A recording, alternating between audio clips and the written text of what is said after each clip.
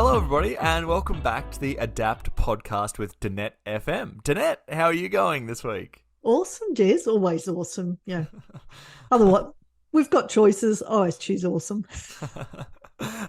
Now, for people that are just jumping into this episode, the Adapt podcast with Danette F-M is a sort of companion piece to the book The Adaptable Leader by Danette Fenton-Menzies. Danette F-M, Danette Fenton-Menzies, the same person. We're going to be talking about how you can adapt as a leader, but not only in business, in life as well. So today we're going to be talking to Cherie, who sort of has a bit of a futurist type look at things, and we're going to be talking about the evolution of work. This is really exciting because it doesn't just play with the ideas of AI, but it talks about how people can work differently sort of in the future, which I think makes this a really interesting conversation. Danette, did you have any thoughts before we get started into the conversation about the future of work and talking to Cherie? And, obviously part of being adaptable is knowing that the nature of work and the future of work will be different from how it is today. And even if we think before COVID, where working from home was seen as weird, now it's normal and now is hybrid work. So, it was a great conversation with Cherie, and can't wait for people to tell us what they think about the conversation. Awesome. Well, I think without further ado, let's jump into this. So everybody enjoy Danette's conversation with Cherie.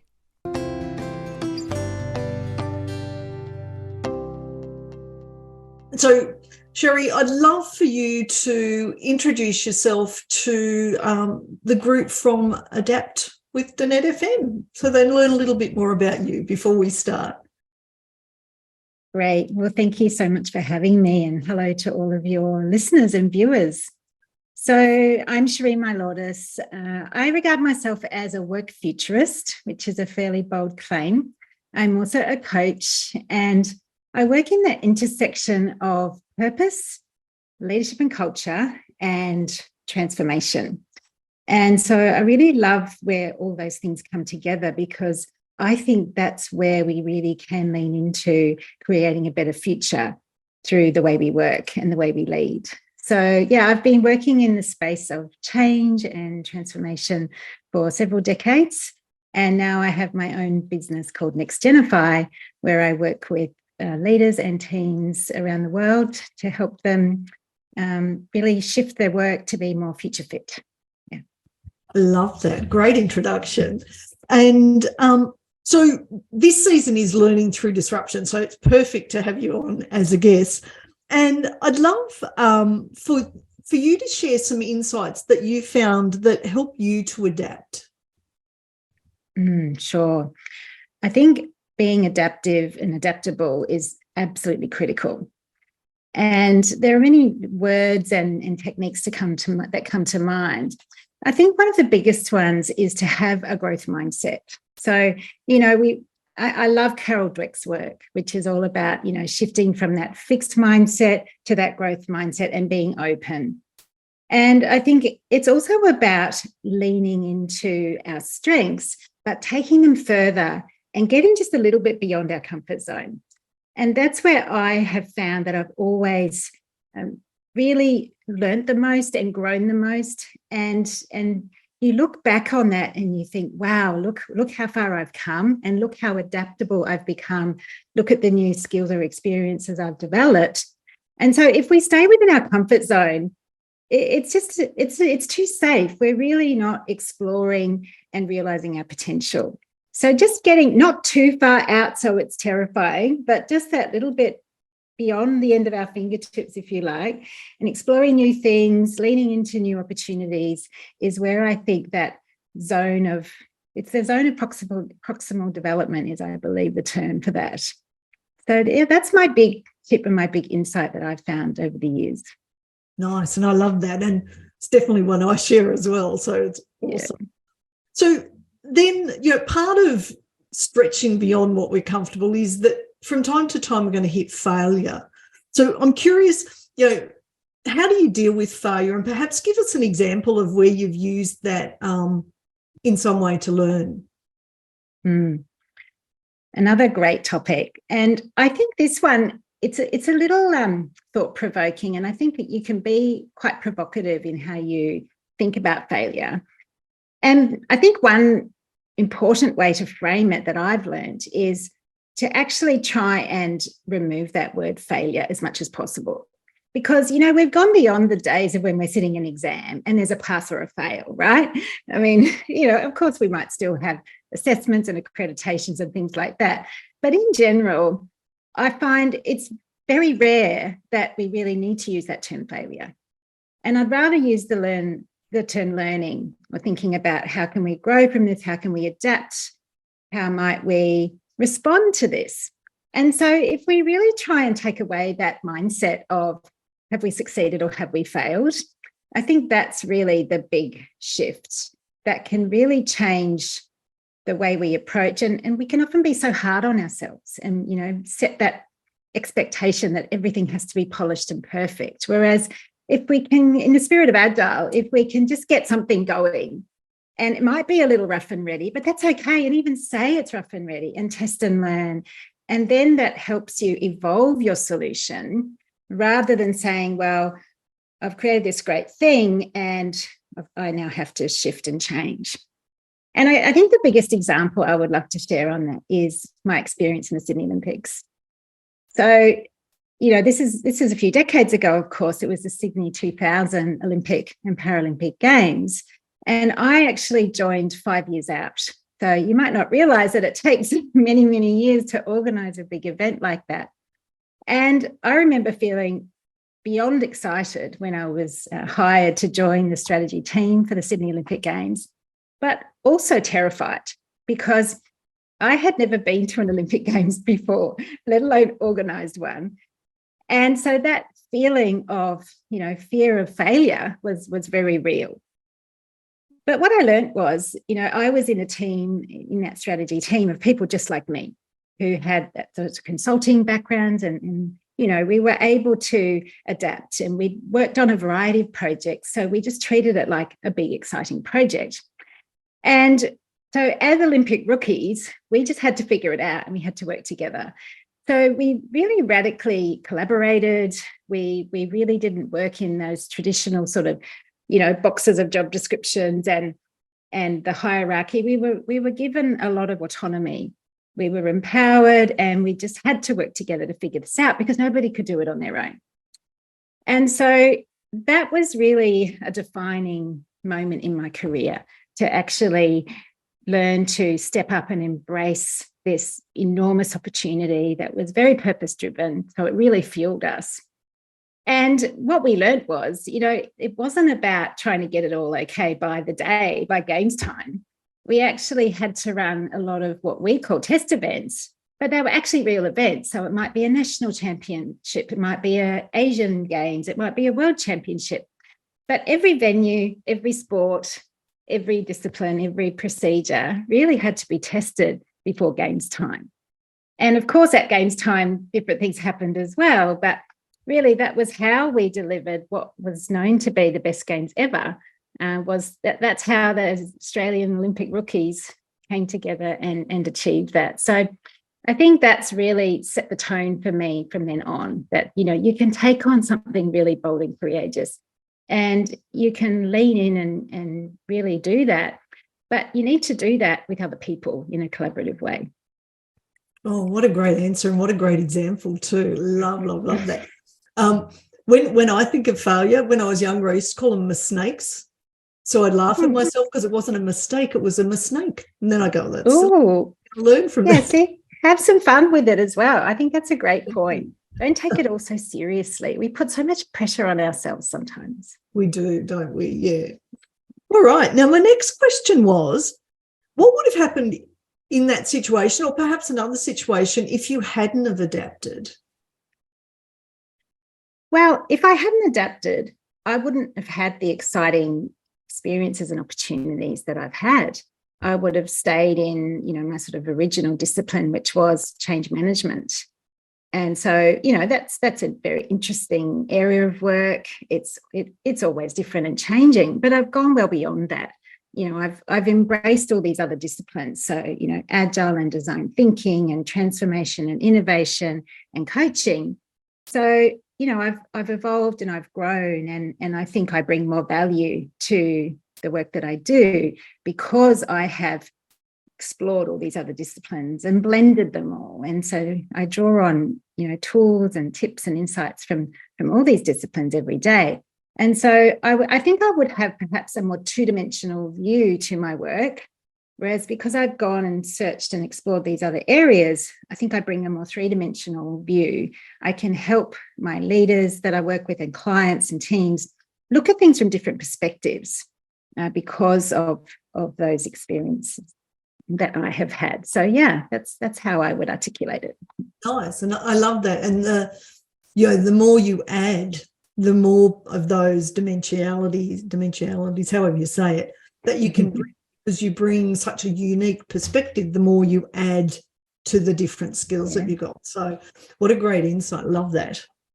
Now, my next one is thinking back to your old 25-year-old self, which would have been 2 weeks ago, because we both know. What sort of advice would you give to them if you were talking to them now about, how to be a better adaptable leader? Well, I was really, really shy. I think when I went through university, I was too scared to ask a question in a lecture because I didn't want to look silly. It's like, other people might know the answer to that. And so you're just going to look silly if you're asking that question.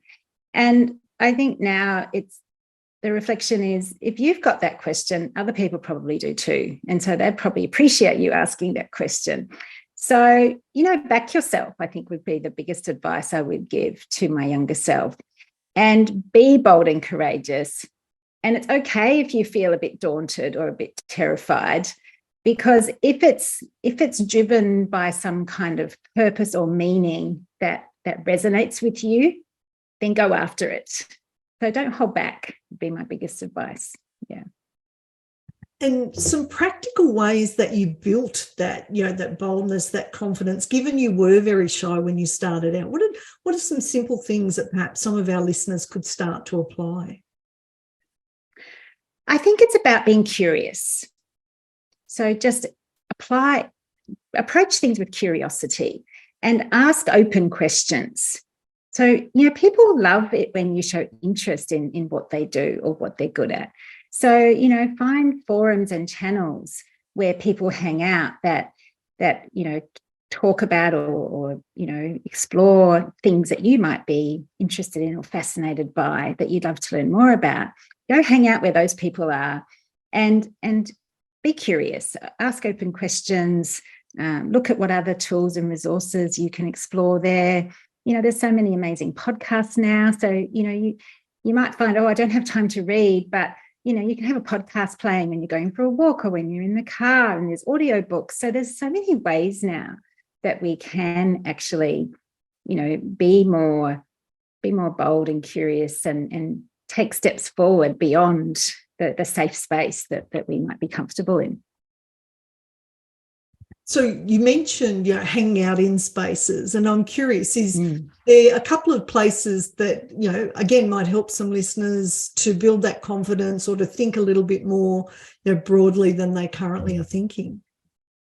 Well, there's so many amazing meetups. So if you go on meetup.com and just put in some keywords, you'll find that there are both online and in-person meetups where people hang out on all sorts of amazing topics. So that's always a good one. I'm a member of AusTTA, which is the Australian Transformation and Turnaround Association. So that's where a lot of transformation professionals hang out. I'm actually one of the founding members and a fellow of AusTTA, which is wonderful. So, there are places where people like you hang out. So whatever it is that you are, it's your area of specialization or an area of interest, try and figure out where they hang out. So that's one. I'm part of some global innovation groups. So again, you just got to be a little creative, and it's not too difficult to find. LinkedIn groups, there's fantastic LinkedIn groups on all sorts of themes. And just reach out and connect with people, and don't be afraid to just reach out and invite a connection and type a little message in that tells them why you've connected and what you're interested in. You might be surprised on the response that you might get. And I've actually had people approach me on LinkedIn and ask me questions. And, I mean, you get a lot of spam. I get a lot of people trying to sell me things, but there's also some genuine people that are passionate about a certain thing. And you know, it's really lovely for people to reach out and to see that people have a passion. And I'm always very happy to respond to them. And that has sometimes led to, you know, other sorts of, you know, working relationships by people doing that. So, yeah, again, be courageous. What's the worst thing that can happen? Someone doesn't answer you. But what if they did? Imagine what that might lead to. I love that. And it is such great advice. And I didn't know about the first one, so I just learned something new as well, which is pretty awesome. Yeah. Now, a question which I hadn't given you, I know I've added a couple as we've gone, but That's this okay. came up in the last podcast, and I thought it was really interesting. So, you know, part of adaptability is obviously sometimes it's good news, but sometimes you have to deliver not so great news as well. And I'm curious, sort of any advice you've got for leaders who are looking to adapt and may have to deliver some not so great news? Well, I think it's always important to frame it. So it's important to make sure that there's context. I coach a lot of teams to pitch ideas, and I think there's always a positive that you can find, right? So there's a particular design thinking model that I love, which is called Rose Thorn Bud. And so whenever someone is presenting something or pitching an idea or coming up with something, I would always try and look for the rose, like what is good about it? What are the thorns though? What challenges do I see, or what might, you know, stand in the way of you achieving this? And then what are the opportunities to either address those thorns or those challenges, or other opportunities that might be something to consider to make it better? So, you know, if we can try not to just deliver the bad news in isolation, but frame it in context, then it's a far more effective way of communicating and engaging. So, yeah, I use that framework a lot. I use it in learning labs or retrospectives where we might have a debrief on something, because, yeah, there might be some things that didn't go to plan, but you can usually always find strengths. And so it's putting it in perspective, I think. No, I it's see the great. sunshine shining on me. I'm just It's trying awesome. to move. So It's gorgeous. I'm enjoying the winter sun, but I don't want it to have a funny spotlight on me. We had our first huge frost this morning, so I'm like, oh, it's a gorgeous day, but yes, that's cool. Now, the next question was, anything else you'd like to share, you know, that would support leaders who are thinking about how do I adapt better? Yes, well, gosh, there's a lot that I could say on this because it's one of the areas that I'm really focusing on at the moment. I really do believe that this is an important time in the evolution of work. I think that, you know, as we're all emerging out of quite a disruptive few years, and, you know, the whole world is really grappling with, you know, what is the future of work, but also, you know, there's some really big problems that we're facing. There's a lot of uncertainty, there's a lot of ambiguity. And I actually believe that many organisations are stuck in outdated models where people are sort of in their box. It's like, this is your job description and you just do what's on that job description, and you have to ask permission to step one little toe out of that box. And, you know, we're often in this sort of top-down organisations where we're told what to do from the top, decisions are made at the top, and it's really hard to have a voice and contribute beyond that. Yet when we see organisations that do sort of, you know, blur those boundaries a little, create some opportunity for more autonomy, more initiative, we can see extraordinary things happen. So I think in terms of being adaptable, I would really encourage leaders to think about how might they be more adaptable so that they can really bring out the best in their people for a purpose. Or, you know, is there a problem you're trying to solve? Is there an opportunity you're trying to create? How might you create that, you know, that opportunity or that challenge in a more broad way so that you're giving people an incentive or, you know, an opportunity to lean in and contribute to that in their own way. So I think there's an opportunity for leaders to be far more adaptable and perhaps let go of some of that that authority that they're hanging on to, how might they share that and see what happens? And I also think that people that at any level can also think about how might they be more adaptable. So how might they, contribute to the purpose or the impact that your organisation is trying to do? Or how might they go after something that they really care about, whether that be directly or indirectly in relation to your role? So I think if we all can sort of perhaps be a little more open-minded and, really try and connect the dots a little more, we can perhaps adapt from some of these more traditional ways of working that perhaps don't serve us anymore. And when we do that, extraordinary things can happen, and you just never know what might evolve if you do that.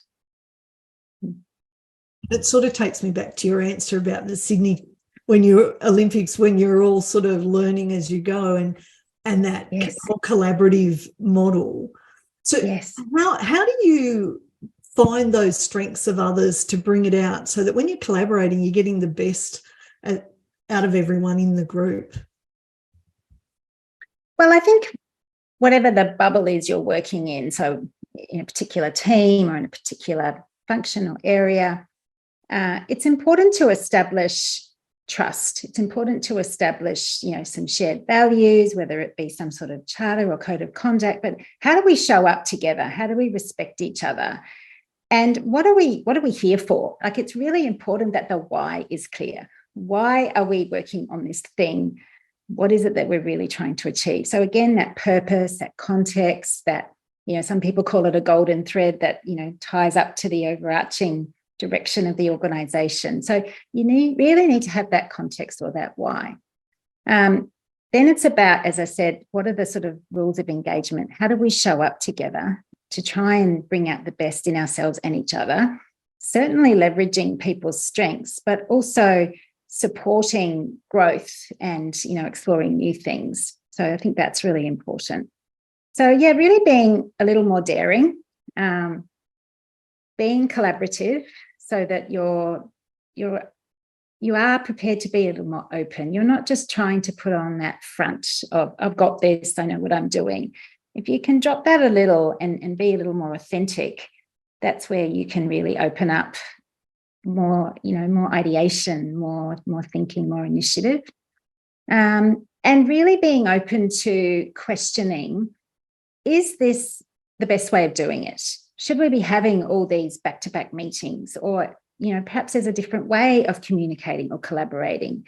Maybe we can be more organic across different silos. Maybe we can bring more cross-functional teams together or people together. So, yeah, just really questioning.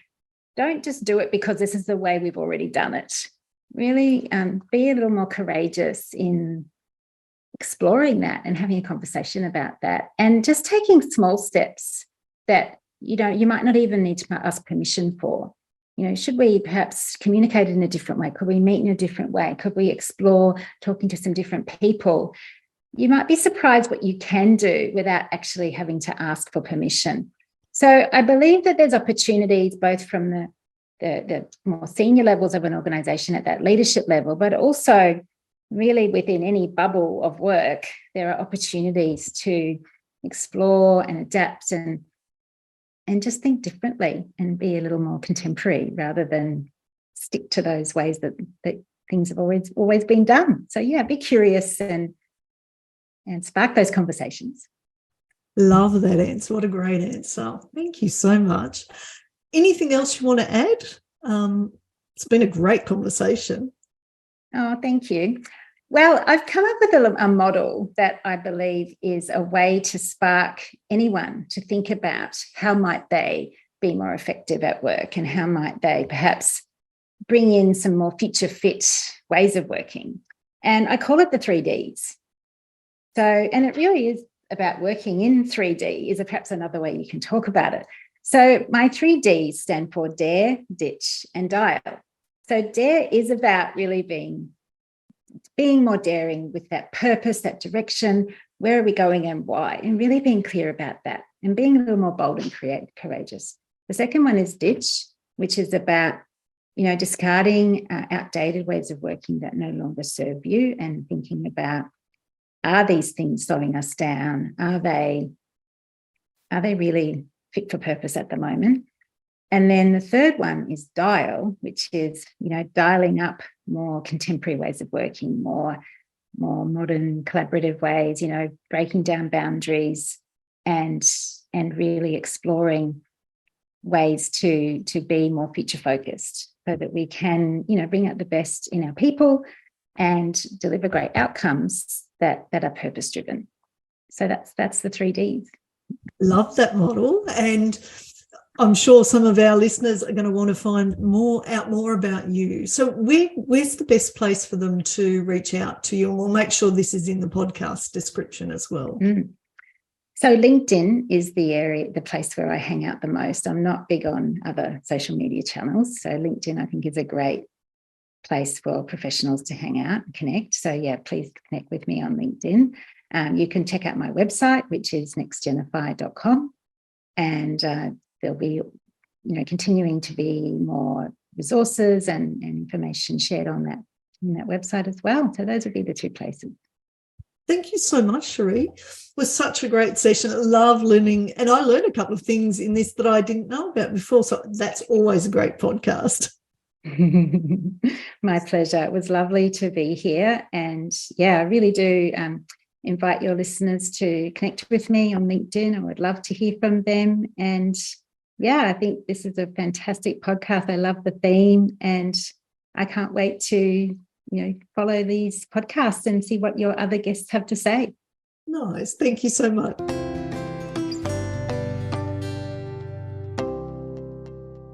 And what an awesome conversation that was. Thank you so much for that, Danette. Absolutely loving these ones. What did you find about the conversation, or any sort of comments you had there? I love the breadth of Cherie's experience. And I love that what she does, and I'm going to read this so I get it right. She works at the intersection of purpose, leadership, culture, and also transformation. And they're 4 massive words for organizations about how they get future fit in terms of work, in terms of leadership.